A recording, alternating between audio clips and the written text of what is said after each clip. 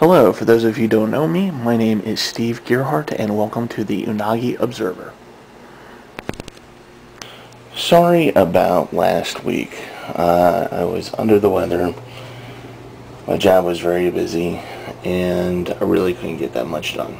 So hopefully this week will make up for it. The first tip I'd like to talk about is planning for your convention, or particularly Otakon.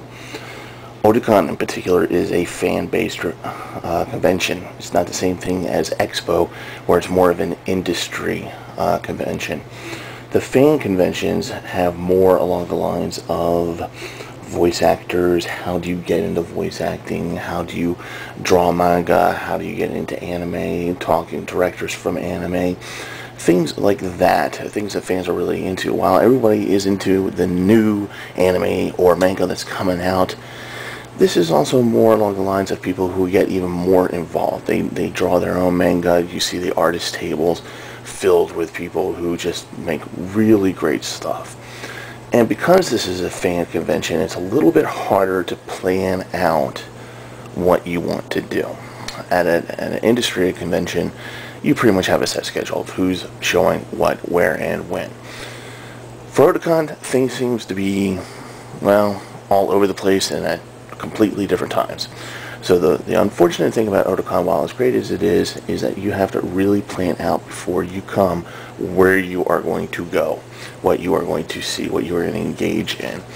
Because nothing sucks more than being at the bottom of the convention center, Baltimore Convention Center, where the dealer room is, and then realizing that you have less than 5 minutes to get from there to the top of the convention center where they have the movie theater where they might be showing the live action Death Note movie, which is pretty cheesy, but still, if you like Death Note like me, it's a thing to go to. Anyway, so you want to be able to plan yourself to be strategically, of course, strategically located so that you don't really run or run the risk of being caught in a line. And that's the other thing. You're going to have to deal with lines when you deal with planning. That means that if you know you're going to something that's popular, you're going to want to get ahead and line up. The lines can last for about an hour, so you want to keep that in mind. So that means that you might actually have to miss out on a couple of things. I know it sucks, but that's just the way it goes sometimes. Especially if it's something you really want to see, if it's a voice actor or a musician or it's something that you're really interested in. Last year I really wanted to get into the panel that talked about famous anime death scenes.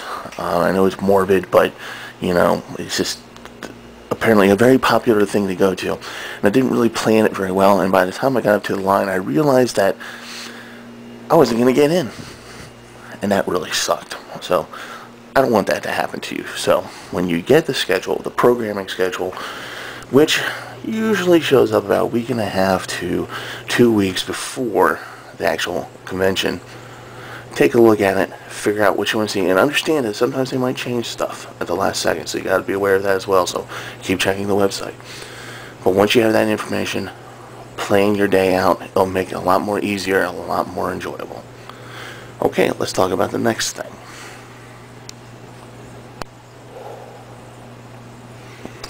Cosplaying. I love cosplayers. And this tip number 3, is for you guys.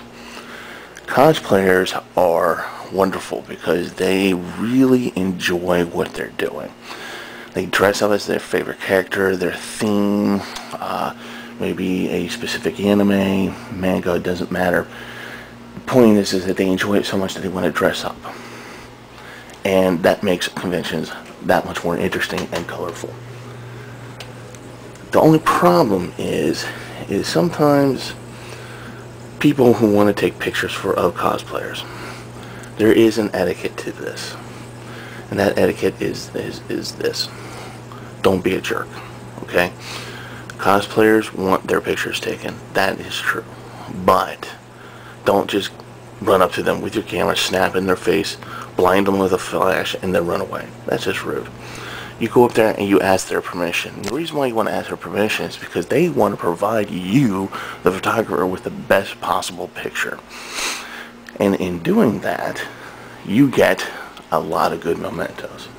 because they pose, and it's probably a really interesting pose, a really good pose.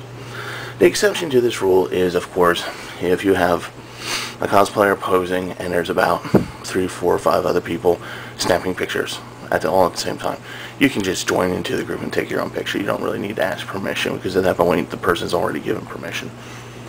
But otherwise, don't just jump in and make an ass of yourself, basically.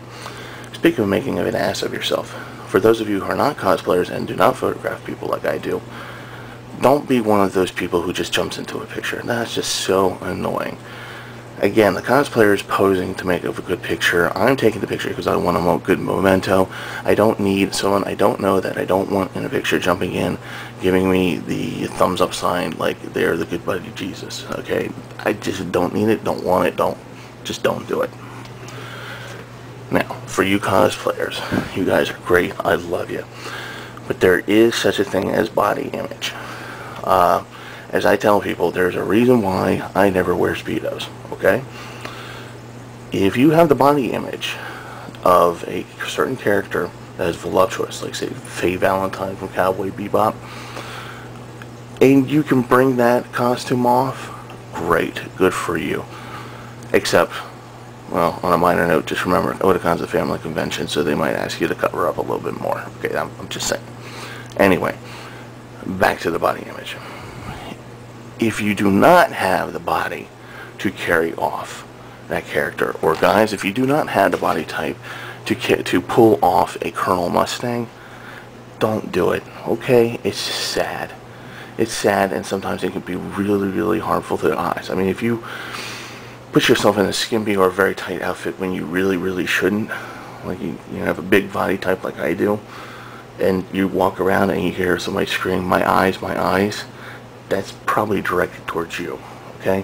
So dress appropriately. Also, sometimes your costumes might have, extraneous things, like a sword, or collapsible wings, or a box, or something of that nature. Keep in mind that Otakon has certain rules about these things. Basically, no weapons. No weapons mean no wet weapons. No, don't guess about it. Just, if you're going to have a pretend sword, make sure it's a pretend sword, not metal, not wood, not anything. Just don't, because they'll bust you on it.